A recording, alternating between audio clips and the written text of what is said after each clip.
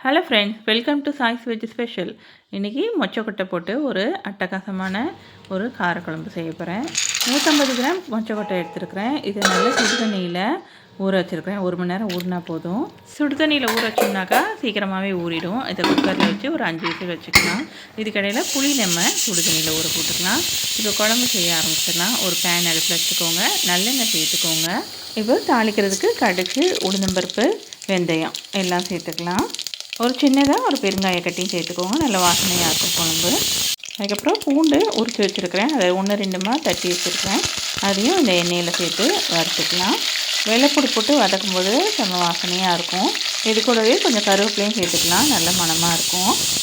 இது கூடவே சின்ன வெங்காயம் உரித்து சேர்த்துக்கலாம். நான் சின்ன வெங்காயம் உரிக்கிறதுக்கு டைம் இல்லை, அதனால் கொஞ்சம் பெரிய வெங்காயமும் ஒரு 2 வெங்காயம் கட் பண்ணி சேர்த்துருக்குறேன். இந்த குழம்பு செய்கிறது ரொம்ப ஈஸி. பக்கத்துலேயே குக்கரில் மொச்சக்கொட்டை வெந்துட்டுருக்குது. இந்த பக்கம் நம்ம தாளிச்சிட்ருக்குறோம்.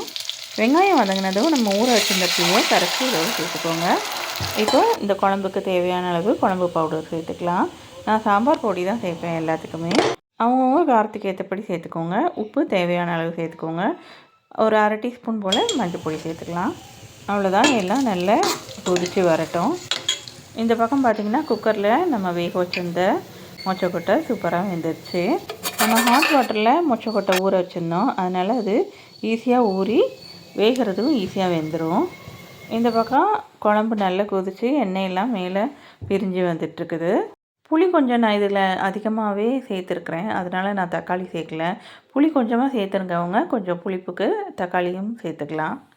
இப்போ குழம்பு நல்லா கொதிச்சிருச்சு. இதுக்கப்புறமா நம்ம வேக வச்ச மொச்சக்கொட்டையை இதோட சேர்த்து மிக்ஸ் பண்ணிக்கோங்க. மொச்சக்கொட்டையில் தண்ணி இருந்தாலும் பரவாயில்ல, அதோடையும் சேர்த்து குழம்புல ஊற்றிடுங்க. நல்லா கொதிச்சதுக்கப்புறம் நல்லாயிருக்கும். அவ்வளோதான், நம்ம மொச்சக்கொட்டை போட்ட புளிக்குழம்பு சூப்பராக ரெடி ஆயிடுச்சு. இதுக்கு சாதத்தோடு மிக்ஸ் பண்ணி சாப்பிடும்போது அட்டகாசமாக இருக்கும். இதுக்கு தொட்டுக்க அப்பளம் சுட்டு வச்சுக்கலாம், ரொம்ப நல்லாயிருக்கும். இந்த மாதிரி நீங்களும் ட்ரை பண்ணி பாருங்கள். தேங்க்யூ.